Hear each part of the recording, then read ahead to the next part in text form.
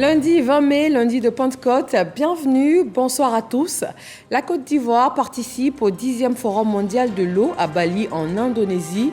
La délégation ivoirienne est conduite par le ministre des Eaux et Forêts Laurent Tchagba. Il rassure de la forte implication de la Côte d'Ivoire à ce forum avec des retombées qui s'annoncent déjà importantes. 172 pays y participent. Un guichet de financement de projets d'entreprises culturelles vient de voir le jour à Abidjan. L'État de Côte d'Ivoire alloue un fonds de 1 milliard de francs CFA pour soutenir les acteurs de l'industrie culturelle ivoirienne. Un appui qui vient s'inscrire dans le programme jeunesse du gouvernement PJGouv. Un mot de religion, l'archevêque métropolitain de Korogo vient d'être nommé ce lundi par le pape François. Monseigneur Ignace Bessi Dogbo devient l'archevêque métropolitain d'Abidjan en remplacement de Jean-Pierre Cardinal Coutois. Il prend officiellement fonction le 3 août prochain. Et puis en Iran, la mort du président Ebrahim Raïssi, confirmée aujourd'hui par le gouvernement. Il a perdu la vie dans un crash d'hélicoptère hier dimanche avec son ministre des Affaires étrangères et 7 autres personnes à bord de l'appareil. Merci d'être avec nous sur RTI 1 pour l'information. C'est toujours un plaisir de vous retrouver. Il était à la tête de l'Iran depuis 2021. Le président Ebrahim Raïssi a perdu la vie hier dimanche dans un accident d'hélicoptère dans le nord-ouest iranien. Son décès a été confirmé aujourd'hui par le gouvernement. Le président, son ministre des Affaires étrangères et 7 autres personnes à bord sont toutes décédées. Les funérailles débutent demain mardi avant le transfert des corps à Téhéran. Le vice-président Mohamed Mokber devient président par intérim et dispose de 50 jours pour gouverner et organiser de nouvelles élections. Et à ce propos, je vous donne lecture d'un télégramme officiel à l'ayatollah Seyed Ali Khamenei, guide suprême de la révolution islamique, République islamique d'Iran, Téhéran. Ayatollah, c'est avec une profonde consternation que j'ai appris la triste nouvelle du décès tragique du président de la République islamique d'Iran, Ebrahim Raïssi, et des membres de sa délégation, dont le ministre des Affaires étrangères Hossein Amir Abdollahian, dans le crash d'un hélicoptère de la présidence survenu ce dimanche 19 mai 2024 dans le nord-ouest du pays.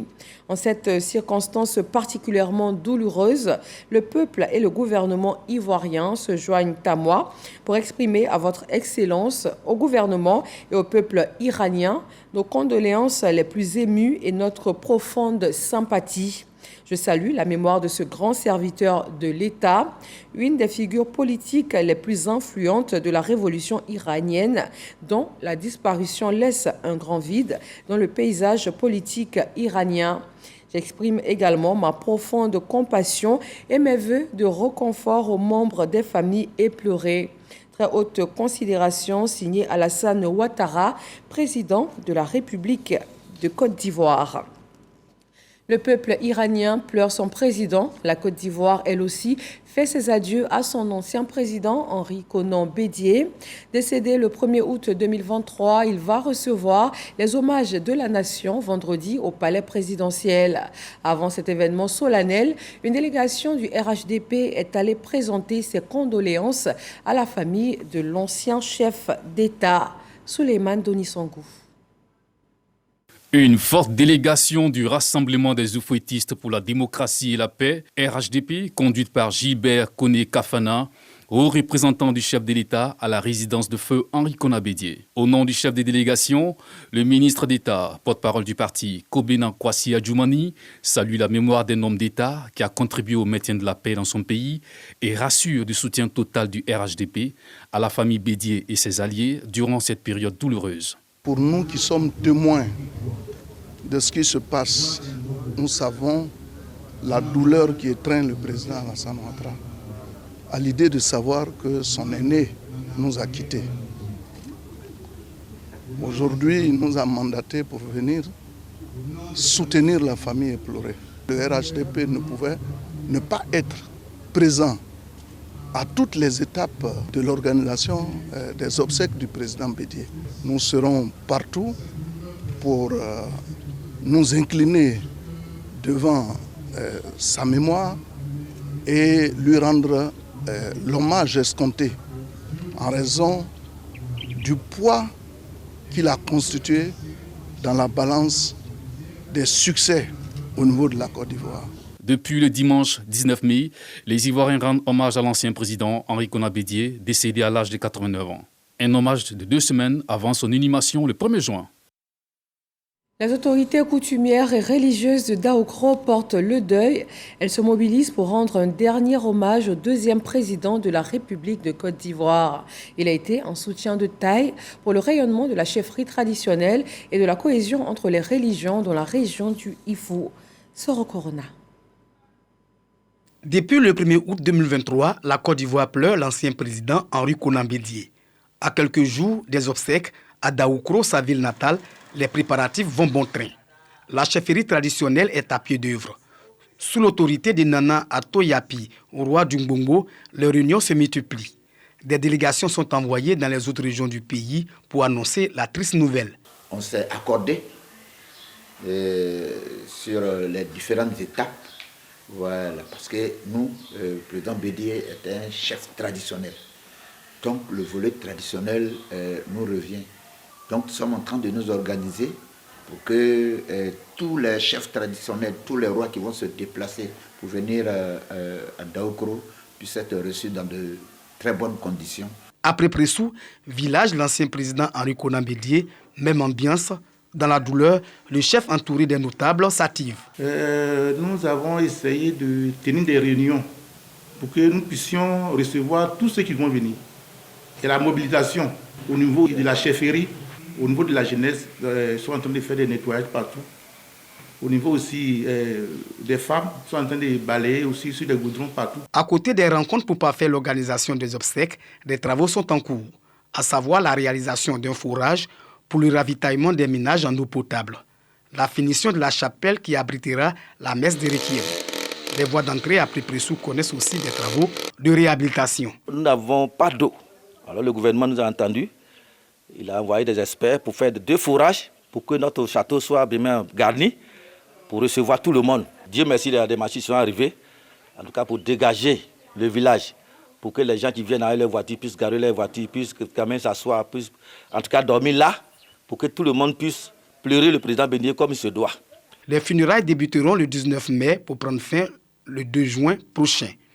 Ces obsèques se feront en 2 phases, une à Abidjan et l'autre à Daoukro. Le dimanche 26 mai prochain, quand le corps du président Henri Konan Bédié arrive, par la route naturellement, le trajet qu'il a emprunté depuis toute sa vie, Abidjan à Daoukro, en passant par Kotobi, à Bongwa, à Coupé, et nous allons, ce même 26, organiser une grande veillée religieuse pour la mémoire du président Henri Konan Bédié, puisque c'était un grand catholique. Et le 27 mai, nous allons à peu près sous son village natal avec le corps. Et là-bas, toutes les communautés vivant en Côte d'Ivoire viendront pleurer, venir rendre un dernier hommage au président Henri Konan Bédié. Le vendredi, nous avons une grande veille religieuse. Et le samedi 1er, ce sera l'hommage de toute la Côte d'Ivoire. Henri Konan Bédié sera conduit à sa dernière demeure le samedi 1er juin après Pressou. L'ancien président a dirigé la Côte d'Ivoire de 1993 à 1999. Le 26 mai prochain, donc, la dépouille sera transférée sur sa terre natale à Daoukro, suivie de l'inhumation le 1er juin à Pépressou. L'actualité de ce jour nous conduit maintenant à Bali, en Indonésie. La Côte d'Ivoire participe au 10e Forum mondial sur l'eau. La cérémonie d'ouverture s'est tenue ce lundi. 172 pays prennent part à la rencontre.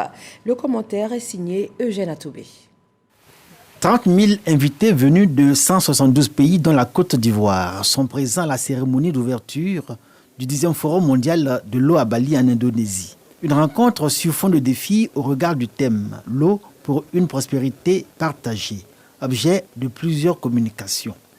Le président du Conseil mondial de l'eau, Loïc Fauchon, a invité la communauté mondiale à être, selon ses propres termes, un vaillant défenseur du secteur de l'eau. À l'exemple de la FAO, Organisation des Nations Unies pour l'alimentation et l'agriculture, qui reçoit le 8e Grand Prix mondial à 102 de l'eau d'une valeur de 500 000 $ américains, soit 300 millions de francs CFA. Les travaux de ce 10e Forum mondial de l'eau porteront sur diverses thématiques dont l'eau pour l'homme et la nature, la sécurité et la prospérité de l'eau, la réduction et la gestion des risques de catastrophes, la coopération et l'hydrodiplomatie, les financements innovants dans le domaine de l'eau et la connaissance et l'innovation. Plusieurs expositions sont prévues mettant en lumière les innovations technologiques relatives à l'eau, à l'environnement et à l'assainissement. La Côte d'Ivoire est attendue pour un panel de haut niveau animé par le ministre des Eaux et Forêts, Laurent Tchagba, chef de la délégation ivoirienne. Place à Bali, la délégation ivoirienne conduite par le ministre des Eaux et Forêts, Laurent Tchagba, rassure de la forte implication du pays, à apporter notamment des réponses aux défis actuels de l'eau et de l'assainissement. Eugène Atoubé. À quelques heures avant l'ouverture du Forum mondial de l'eau à Bali, en Indonésie, et pour bien faire les choses, la délégation ivoirienne conduite par le ministre des Eaux et Forêts, Laurent Tchagba, affine son chronogramme de participation. Les points inscrits au programme des différentes interventions à cette importante rencontre ont été passés en revue. Tous les membres de cette délégation composée de différents usagers des ressources en eau, notamment les représentants de l'Assemblée nationale, les experts et cadres du ministère des Eaux et Forêts, le ministère de l'Hydraulique, de l'Assainissement et de la Salubrité, l'ONEP, Office national de l'eau potable, l'ONAD, Office national de l'assainissement et du drainage, la SODECI et l'Association africaine de l'eau et de l'assainissement. Tous ont été exhortés à s'y impliquer fortement, de sorte que la Côte d'Ivoire tire le meilleur bénéfice de sa participation. Ce Forum mondial de l'eau, qui a sa 10e édition, revêt un enjeu majeur, selon le ministre des Eaux et Forêts. Le secteur de l'eau en Côte d'Ivoire, ajoute Laurent Tchagba, est appelé à se donner de nouvelles orientations et mobiliser des financements. La participation de la Côte d'Ivoire à ce forum mondial est très importante parce qu'elle a 3 grands défis à relever. Le premier défi, c'est de consolider, et le Conseil mondial vient d'annoncer que la Côte d'Ivoire va porter la voix de la CEDEAO. Deuxièmement, la Côte d'Ivoire a besoin de relever le défi de la gestion intégrée de ses ressources en eau. Le troisième défi, c'est le défi de la mobilisation des ressources financières pour permettre à la Côte d'Ivoire de réaliser tous les grands projets dans le secteur de l'eau pour aider à promouvoir toutes les actions concernant l'eau potable, concernant l'assainissement, concernant les autres éléments, n'est-ce pas, du secteur de l'eau tel que la climatologie.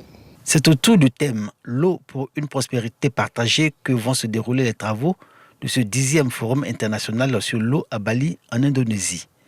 Ce forum s'inscrit dans un processus de collaboration mondiale sur les problématiques liées à l'eau et offre aux politiques et aux décideurs un espace international de débat et de contribution d'experts.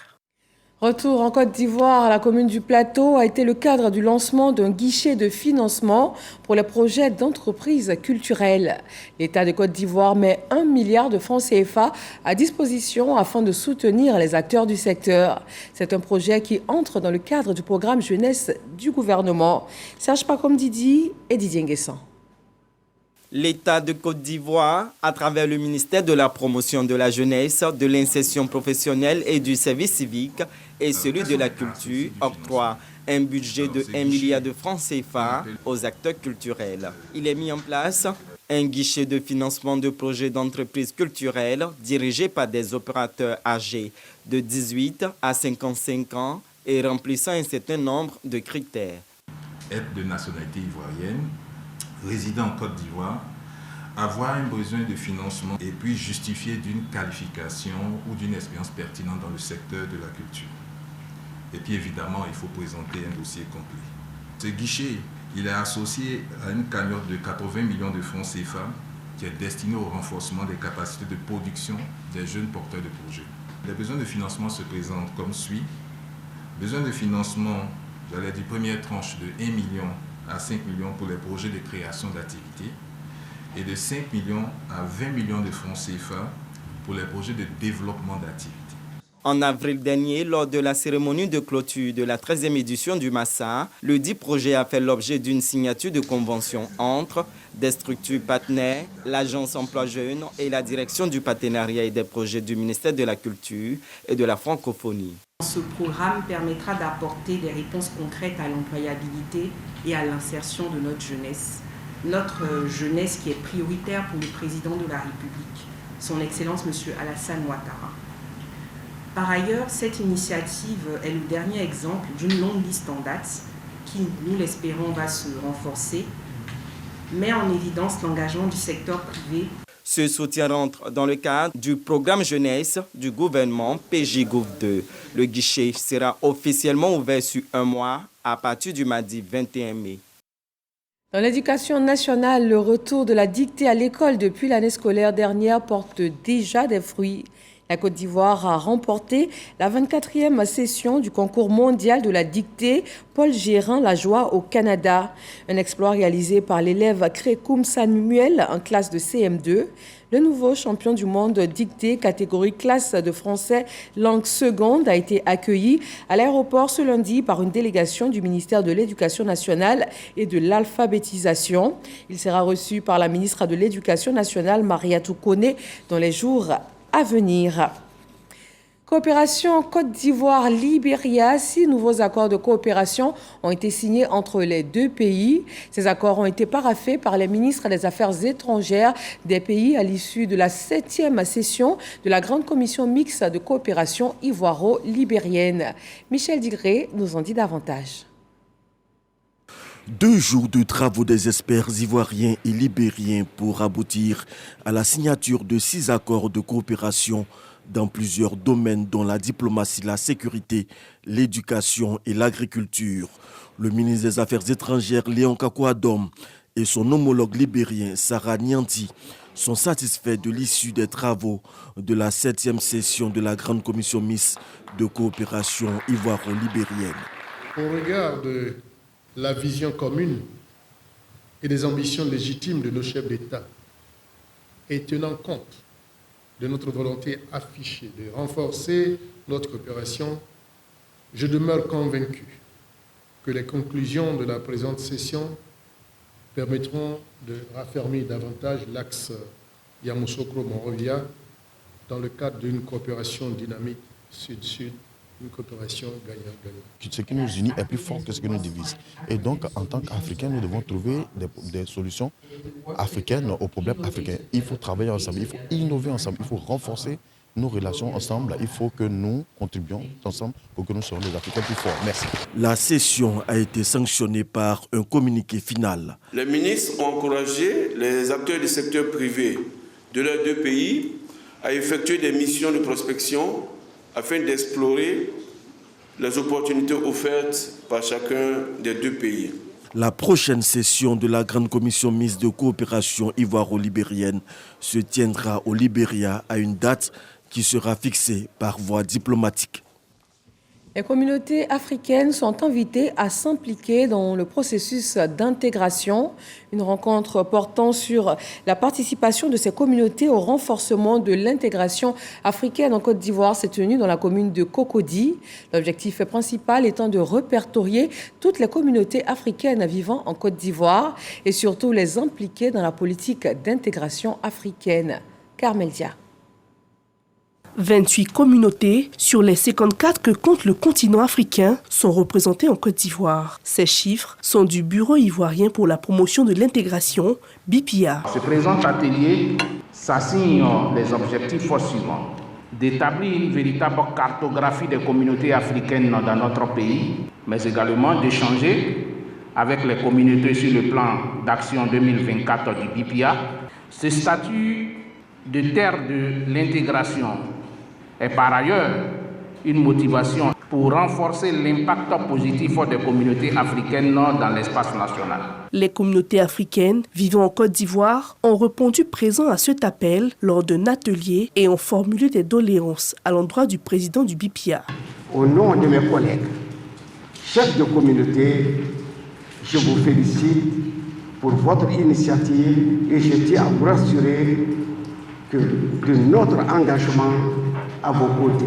Je souhaite qu'au terme de ces travaux, vous puissiez mettre à disposition une cartographie des différents pays présents en Côte d'Ivoire.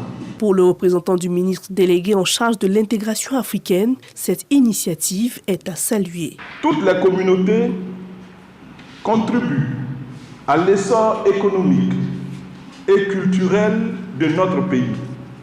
Afin de renforcer l'existant, nous encourageons le BIPIA à intensifier les efforts pour un encadrement plus dynamique des dites communautés.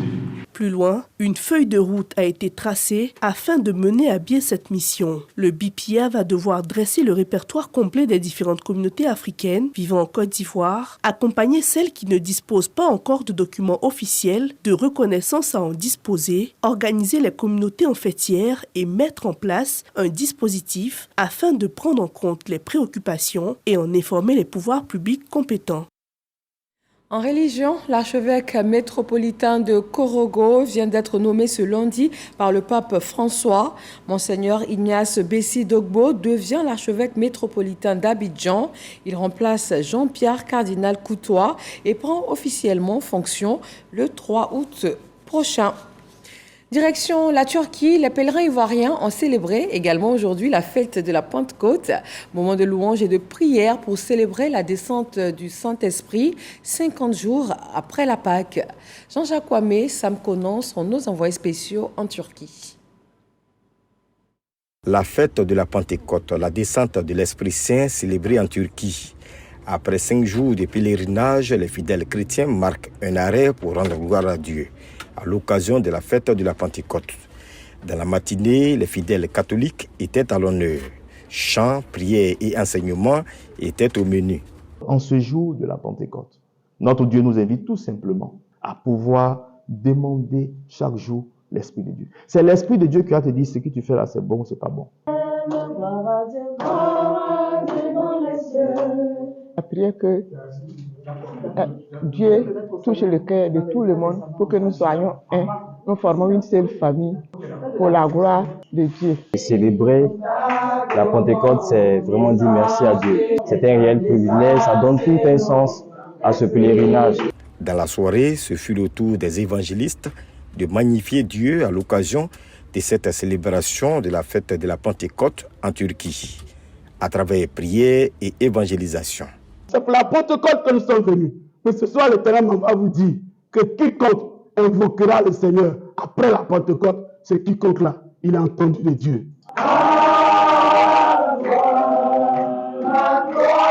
C'est une occasion pour nous de prier pour nos différentes familles, pour le pays aussi. Cette célébration, parce qu'on a prié en premier lieu d'abord pour l'Église dans le monde, on a prié aussi pour nos autorités. La Pentecôte, considérée comme la fête de l'Esprit Saint, est célébrée 50 jours après la Pâque.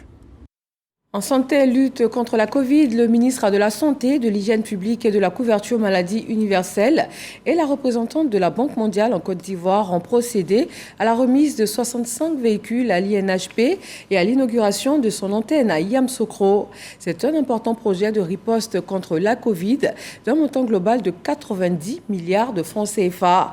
Il est cofinancé par l'État de Côte d'Ivoire et la Banque mondiale. Il entrevoit entre autres la construction, la réhabilitation et l'équipement de plusieurs centres de santé. Kader Sogodogo. Le ministre de la Santé, de l'Hygiène publique et de la couverture maladie universelle, Pierre Dimba, avec à ses côtés la représentante de la Banque mondiale, procède à l'inauguration de l'antenne de l'Institut national d'hygiène publique, INHP de Yamoussoukro réhabilité. Ce beau monde va procéder par la suite à la remise de 65 véhicules à l'INHP qui couvre le territoire national. Nous sommes dans le cadre de l'exécution du premier financement additionnel de la Banque mondiale dans le cadre de la riposte de la Covid-19. Il est à noter 2 chambres froides pour un bon dispatching du vaccin et 50 motos. Un projet d'un coût de 90 milliards de francs CFA. Il est inscrit au chapitre de bonnes relations entre la Côte d'Ivoire et la Banque mondiale. C'est le lieu pour nous de féliciter Monsieur le ministre pour son leadership qui a permis d'obtenir des résultats remarquables dans la vaccination contre la Covid-19 et la lutte contre cette pandémie. Afin de permettre à la Côte d'Ivoire de mieux se préparer pour faire face à d'éventuelles épidémies et autres crises sanitaires, il a été convenu d'utiliser une partie des ressources de la riposte à la COVID-19 pour renforcer les capacités des structures en charge de la gestion de pandémie, surtout au niveau périphérique. La Côte d'Ivoire reste engagée dans la lutte contre la COVID-19.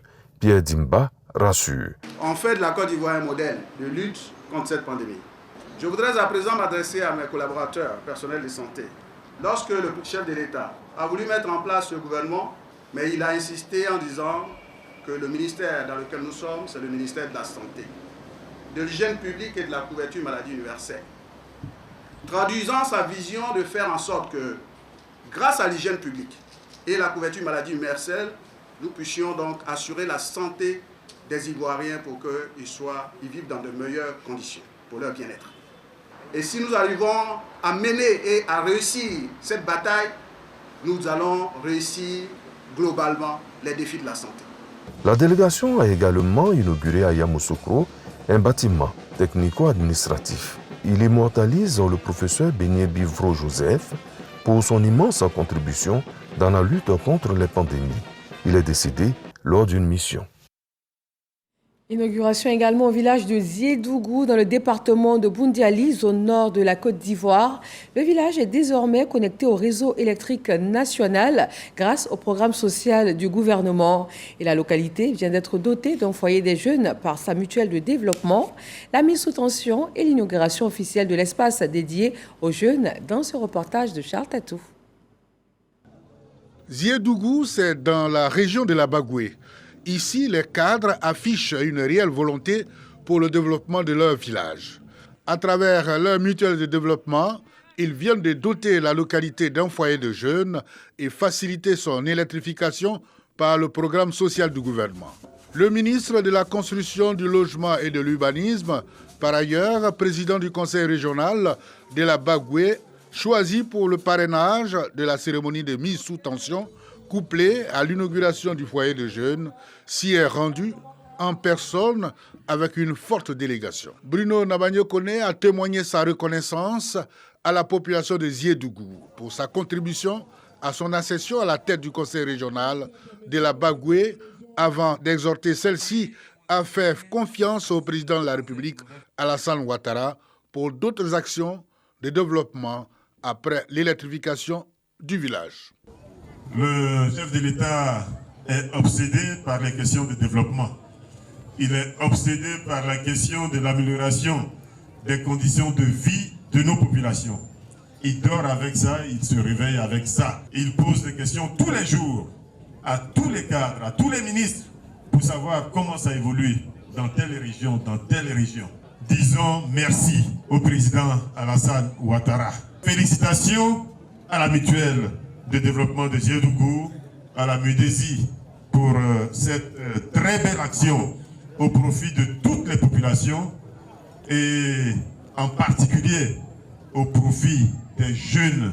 Les danses du terroir ont, par leurs prestations, traduit l'hospitalité légendaire du peuple de Ziedougou au ministre Bruno Kone et sa délégation. Dans le secteur de l'immobilier, le président de la Chambre nationale des promoteurs et constructeurs agréés en Côte d'Ivoire a reçu les promoteurs immobiliers. Il a été question des actions et politiques pour plus d'efficacité et de meilleurs résultats dans ce secteur particulièrement important pour les Ivoiriens. Chris Mondé, Didier Nguessan. Réélu pour un mandat de 5 ans, le président de la Chambre nationale des promoteurs et constructeurs agréés de Côte d'Ivoire, Siriki Sangaré, exhorte les promoteurs immobiliers à l'union afin d'être efficaces face aux investisseurs. Quand on est seul face à un fournisseur, ce n'est pas plus facile que lorsqu'on est nombreux face aux fournisseurs. Ça permet de discuter au mieux les coûts, ça permet de travailler sur la faisabilité, réguler le secteur de l'immobilier, parler d'une seule voix face aux autorités et puis obtenir des objectifs. La réduction du nombre de déficits de logement qui se chiffre, on le sait très bien, à près de 800 000. C'est énorme. C'est pour ça qu'il n'y a pas de concurrence en tant que telle dans notre métier. C'est simplement qu'il faut se mettre ensemble, se mettre d'accord et puis permettre aux Ivoiriens d'avoir des logements décents. Les membres de la Chambre s'engagent à soutenir leur président pour la réussite de sa mission. Le président fait faire beaucoup d'efforts, mais si autour de lui, il n'y a pas une équipe solide, une équipe confiante, une équipe disciplinée, une équipe solidaire, le travail sera difficile pour lui. À tous les membres de la Chambre et à tous les acteurs d'ailleurs, faisons bloc autour du président pour que les Ivoiriens connaissent le meilleur du foncier et de l'immobilier en Côte d'Ivoire. La Chambre regroupe une centaine de promoteurs immobiliers, acteurs du BTP et du secteur de la finance. La Caisse des dépôts et consignations de Côte d'Ivoire, CDCCI, établissement financier public, vient de démarrer le processus de remboursement pour les cautions versées par les candidats lors des élections locales de 2023, ce qui inclut les régionales, les municipales et les sénatoriales. Les candidats éligibles au remboursement sont invités à se rendre au siège de cet établissement à Cocody. Chantal Akandan. L'opération de remboursement des cautionnements électoraux pour les candidats non retenus aux élections locales de 2023 est actuellement en cours à la Caisse des dépôts et consignations de Côte d'Ivoire, CDCCI. Lorsque le candidat se trouve à mon bureau, je suis censé instruire son dossier après avoir aussi effectué mes contrôles d'usage et lui restituer son chèque. Alors quand c'est une restitution en espèces, je fais aussi le contrôle d'usage, je lui donne le OK pour la restitution, il se rend à la caisse et la caisse lui restitue ses fonds en espèces. Malgré un démarrage timide, les bénéficiaires se succèdent progressivement pour récupérer leur remboursement. J'ai été appelé par la Caisse de dépôt et consignation de Côte d'Ivoire pour être remboursé. J'ai plus de 10% du suffrage exprimé. J'ai eu 25% et donc naturellement je viens prendre le cautionnement que j'ai déposé pour être candidat. Moi, je suis dans le cas des candidats non retenus. Donc, il était question, selon les tests, qu'on puisse nous restituer notre caution. Je ne m'attendais pas à un chèque, je m'attendais à quelque chose en termes de liquidité, mais toujours est-il que la caution a été restituée. Je pense que je n'ai pas satisfait. Le secrétaire général de la CDCI a souligné l'importance de cette mesure qui s'inscrit dans un processus se déroulant sur plusieurs mois. Le code électoral indique dans ses dispositions une restitution des cautionnements 1 an après la proclamation donc, des résultats. En fonction du type d'élection, les candidats doivent s'inscrire donc, dans ces différents délais. Et les bénéficiaires, ce sont les candidats déjà dont les candidatures ont été rejetées ou soit les candidats qui ont obtenu plus de 5% des suffrages. Nous sommes sur un effectif de 27 000 candidats qui sont éligibles sur les 35 000 candidats qui ont eu à participer donc, aux dernières élections. Cette démarche vise à garantir la transparence et l'équité dans le système électoral en offrant ainsi une opportunité aux candidats non retenus de récupérer leur caution. Dans l'actualité internationale, élection présidentielle en Afrique du Sud. À 9 jours du vote, la plus haute juridiction a déclaré ce lundi l'ex-président Jacob Zuma inéligible. La Cour constitutionnelle justifie cette décision par la condamnation à la prison en 2021 du dirigeant politique. À la tête d'un nouveau parti d'opposition, il est crédité, selon des sondages, de 8% des intentions de vote. Ses partisans manifestent devant la Cour constitutionnelle contre cette décision. Et c'est la fin de ce journal. Merci de l'avoir suivi. Retrouvez-nous également sur rti.info. Excellente fin de soirée. À demain.